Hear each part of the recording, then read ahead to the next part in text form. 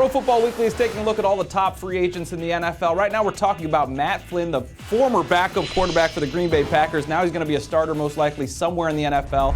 He put up huge numbers in the couple of starts we've seen, but with such a small sample size, how ready do you think he is to step in and be a starter? Well, it's a difficult projection, as you said, and he's played well in the preseason too, so you have to factor that in as well.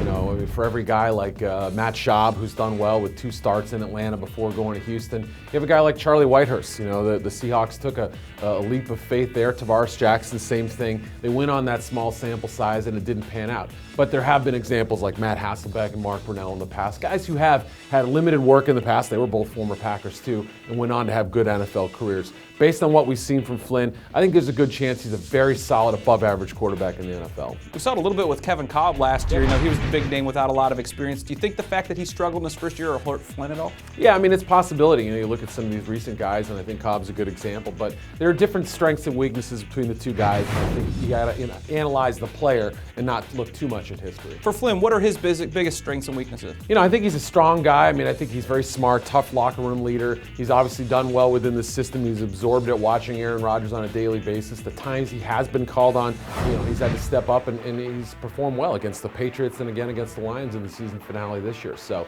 mobile, active guy in the pocket. I think he moves well, hits his guys in stride. Still some questions about his height. Still some questions about whether he bird dogs receivers too. Yeah, it's always the guy you don't know anything about that people get excited for. Sure. It's the unknown. It's just the nature of how we are. The backup quarterback people are always cheering for. So now that people have the chance and their teams could go get him, where do you think he should end up and where do you think he will end up? Well, I think the Redskins obviously are in need of a quarterback, but they seem to have their sights aiming a little bit higher, whether it's Peyton Manning as a free agent if he comes loose or Robert Griffin III as a possibility.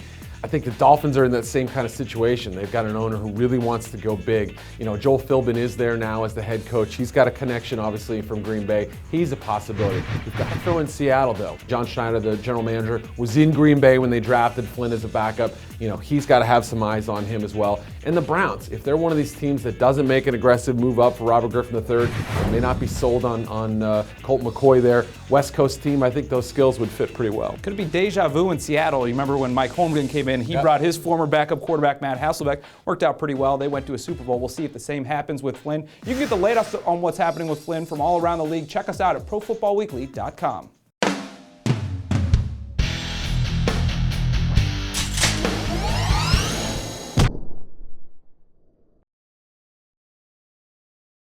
It's never too early to start thinking about the NFL Draft, and Pro Football Weekly's new draft database has you covered. Check out updated player rankings for over 750 prospects and our exclusive PFW Stock Watch. Just go to the Draft tab at ProFootballWeekly.com.